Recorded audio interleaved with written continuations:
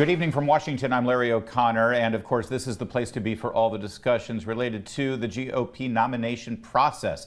The debate, the first debate, is next Wednesday, and things are going to heat up quite a bit.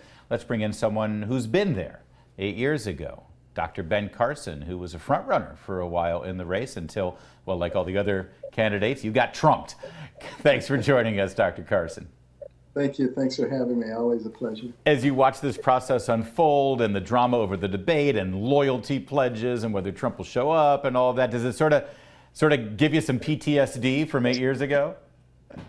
Well, it seemed like it was more peaceful 8 years ago. It seems to be getting more and more chaotic as time goes on, and people are much more combative and hateful. The two sides seem to have less things that they can agree on, and they seem to have different goals.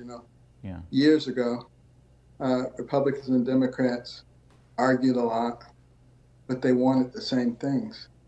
Now they don't want the same things. It makes it very difficult to compromise. Yeah, I want to explore that a little bit further, but first I would love for you to comment on another development that is new, and that is the weaponization of the law of the federal Justice Department, but also in New York and Georgia this week with these indictments against President Trump.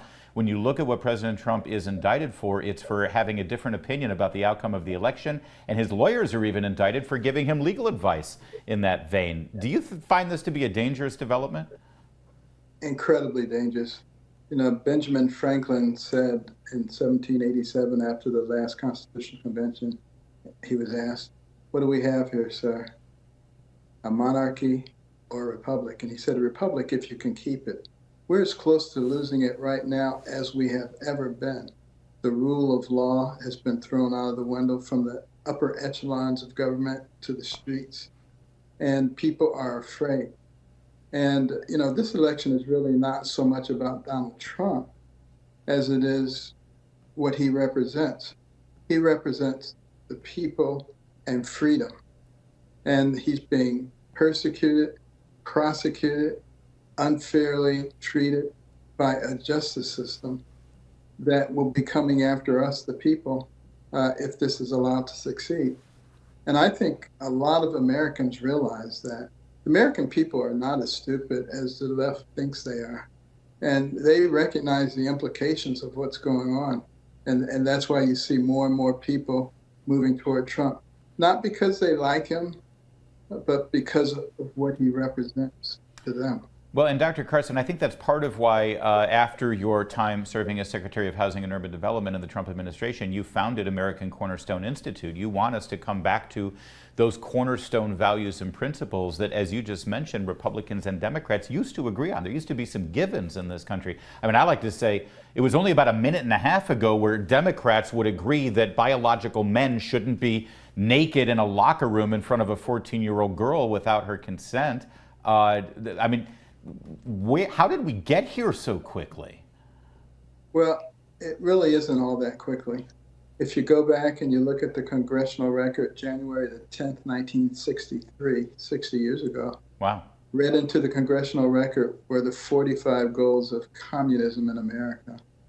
They included such things as gaining control of the school system so you could indoctrinate the kids, driving a wedge between parents and students, gaining control of the media so you could spoon feed the people, getting rid of God and faith. The list goes on and on. Deteriorating the morality of people, this whole transgenderism stuff. All of this is part of the plan to fundamentally change us. And that was the reason that Khrushchev told Eisenhower, your grandchildren's children will live under communism. They had a plan, and we think we won the Cold War. Well, and I've heard you point out the fact that the ideas that are now mainstream in our government-run schools and our public school curriculums as young as kindergarten, that's also contributing to this. There's a reason why children are graduating now thinking that global warming is the greatest threat, and they're willing to give up their liberties to the state. These are all socialist ideas that they've been indoctrinated with. At American Cornerstone Institute, you're actually combating that with your own curriculums, aren't you? Yes, we have the Little Patriots Learning program, littlepatriotslearning.com. We teach all all of American history, the good, the bad, and the ugly. But of course, there's a lot more good than there is bad and ugly. And you have so many organizations, trying to capitalize upon slavery and other things and saying that this is the core of who we are as a people. What a bunch of garbage. America is an amazing place with an amazing history, and when it's taught the right way, the kids love it. And we have the Star Spangled Adventures, which is a cartoon animated series about American history that is so good. The kids, as soon as they see an episode, they want to see the next episode. And it does cost money to produce all these things, there's no question. But it's free of charge because we've gotten patriotic Americans to underwrite the program. That is fantastic. And continue to add content. Well, and I know someone who is personally using this to supplement her homeschool curriculum for her children, and she swears by it. She loves it. And the kids are actually engaged in it. It doesn't even feel like they're learning, which is kind of the secret. Fun. Yeah. So it's good for adults too, by the way. Yeah, I'll learn something. God knows we can all. I went to public school. God knows there's things I need to learn. Dr. Carson, as we get toward the debate next week, I wonder if you could give some unsolicited advice to these candidates. Is that they got to break through somehow. You were able to do it. You broke through from the first debate to the couple of debates in. You spiked and started to make some noise in Iowa and everything. What lane should these candidates try to fill to appeal to those voters, and how do they break through all the noise? Well, my philosophy was simple. Just tell the truth. Always tell the truth. And then you don't have to try to remember what you said 3 weeks ago or 3 months ago. And you can concentrate on getting your message across. And that's what they need to do. And Republicans and conservatives need to understand that whoever wins the primary process, that's the person you have to get behind.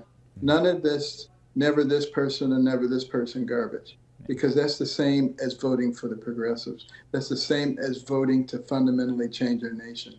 We don't have much more time. We're at the precipice right now.